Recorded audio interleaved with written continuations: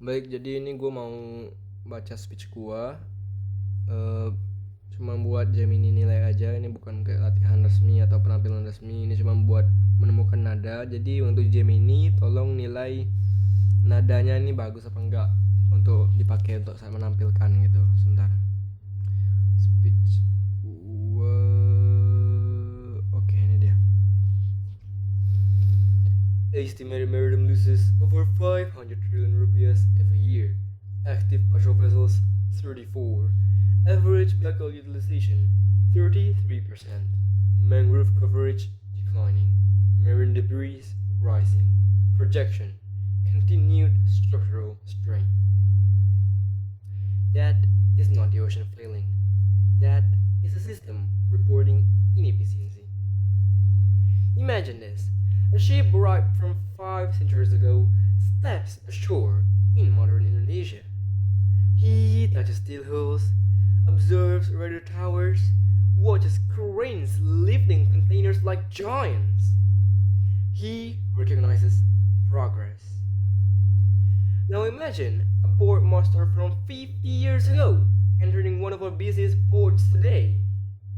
He sees the cranes, the ships, the stacks. Then he opens the logistics dashboard.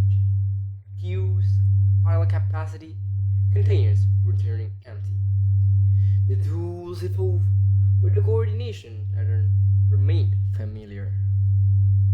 Honorable judges, ladies and gentlemen, Assalamualaikum warahmatullahi wabarakatuh.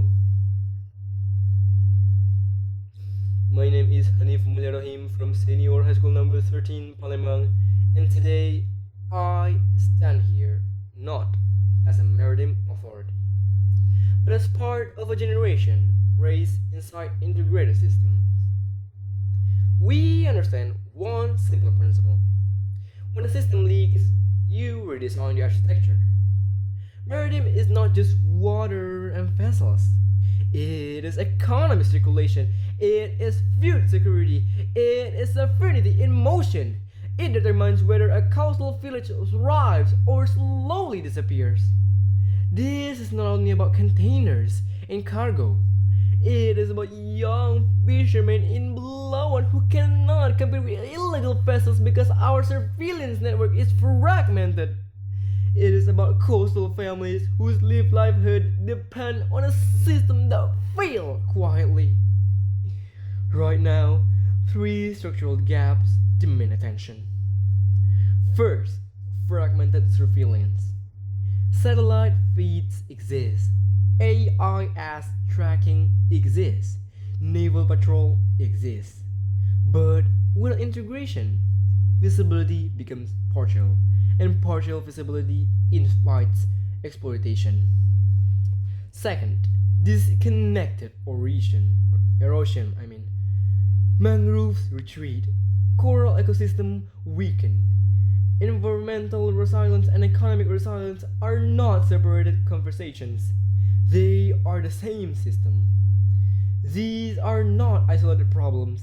They are coordination failures in a nation with extraordinary maritime potential. We upgraded hardware, but we must upgrade governance architecture. And this is where Gen Z enters. We are the first generation that does not separate physical infrastructure from digital infrastructure. To us, integration is natural. Interoperability is standard. Real-time data is expected. So, the response must be systemic. Integrate surveillance into a shared maritime intelligence network. Establish interoperable data platforms across ports and agencies. Align coastal conversation with blue economy incentives. This is not idealism. This is structural design. By 2045, Indonesia will not be measured by how many ships we launch. We will be measured by how intelligently we synchronize them. Not by the width of our waters, but by the coherence of our coordination. The sea does not need louder promises. It needs smarter systems. Gen Z is not waiting to inherit the maritime future.